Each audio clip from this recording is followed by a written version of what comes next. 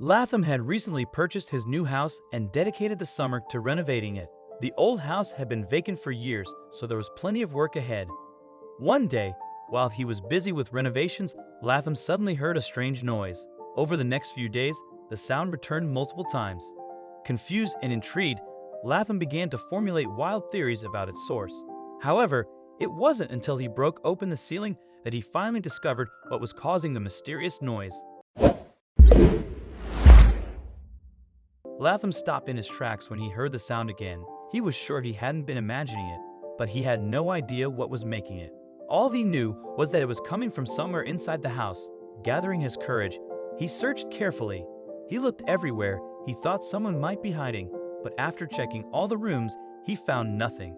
He couldn't understand how this was possible. He was home alone, and the noise definitely seemed to come from inside. Finally, he realized it was coming from the ceiling. He took the hammer and started to break it open, unsure of what he would find. When he looked inside, he was completely shocked. What had been making those noises, and who or what did Latham find in his ceiling? Latham was taking a break and enjoying the sun in his lovely new garden. He had been working in the house all day and needed some rest. He was still very happy with his new home and had no idea of the surprises waiting for him. He had just moved in and still had a lot of work to do before it was finished. He hadn't planned to move, but when he saw the ad for this house, he knew it was a great opportunity. Soon, he would discover that this house would bring him more surprises than he ever expected. The house was big, with a beautiful garden and a large terrace, and the location was perfect. It was in a quiet area near a forest and a lake. Latham could easily imagine living there for many years. It was the kind of house he had always wanted, and luckily, the price was very low. The house was old and had been empty for years, needing a lot of work before anyone could live in it again. But for Latham, this was not a problem. In fact, he liked the idea of renovating it so he could make everything just the way he wanted. He bought the house and had been working on it for a while. Things were moving along, but slowly. Latham preferred to do everything himself, so it took a bit longer, but he didn't mind at all. As Latham finished his break and went back to work, he thought about the next steps. He had just finished painting the walls and the ceiling in the small bedroom on the first floor, and he decided to continue with the larger one. Just as he was moving all of his equipment into the other room, he thought he heard something.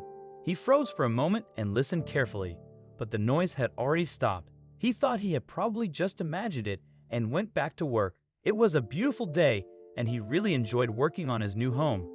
But it wasn't long before he was interrupted again. He heard something again, and to his surprise, it was the same stomping noise he had heard earlier that day. He was now sure that he was definitely not imagining things. The noises were real, but he just couldn't figure out where they were coming from. He lived alone, so it couldn't be anybody inside the house. Latham assumed that it must be coming from outside, but the noise was only there for a couple of seconds before it stopped again. He did not have enough time to determine where it was coming from or even what it was. He decided to just let it go. It was probably some bird or other animal. He continued working, and he heard no weird noises for the rest of the day. He was convinced that it had been nothing, and he was still unaware of the shocking events that would soon follow. The next day, Latham woke up early. He went to a hardware store to buy some more tools and supplies that he needed, and as soon as he got home, he put them to use.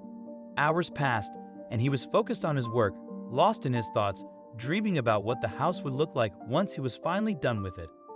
Everything went perfectly well, and Latham was very satisfied with the progress he had made that day. He was getting tired and decided that he would get some rest soon when, suddenly, something happened.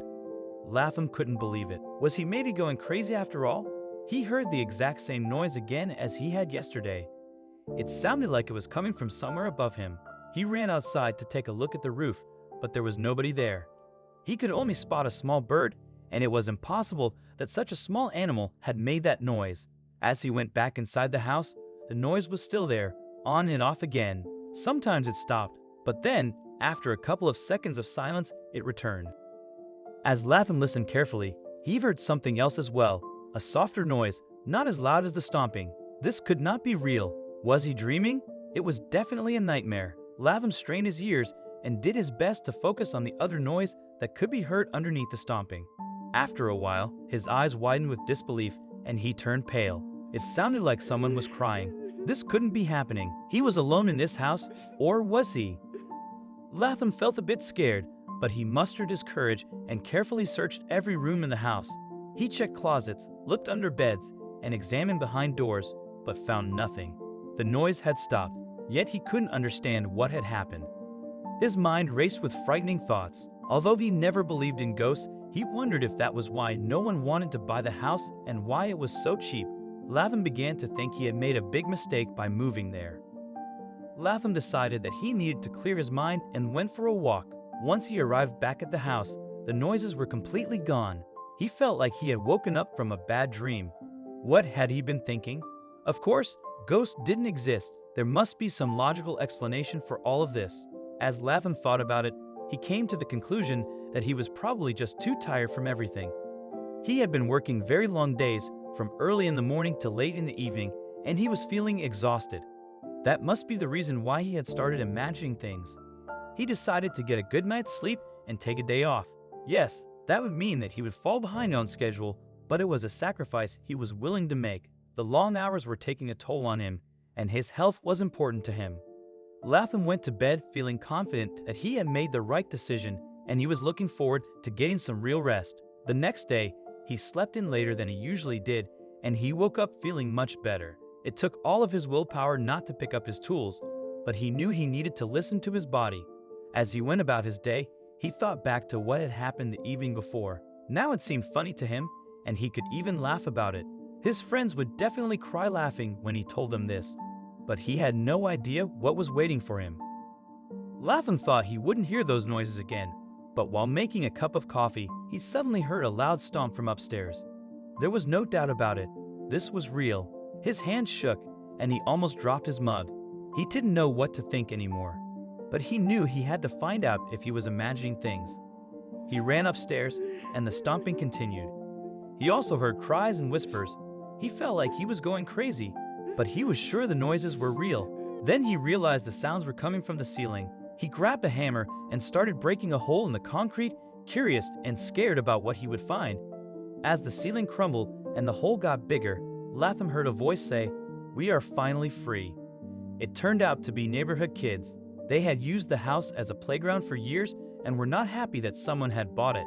They knew there was a hole in the roof and wanted to prank Latham to scare him. In the end, they all laughed together, and they even became friends. Latham told them they were always welcome to play in his yard, and they never scared him again.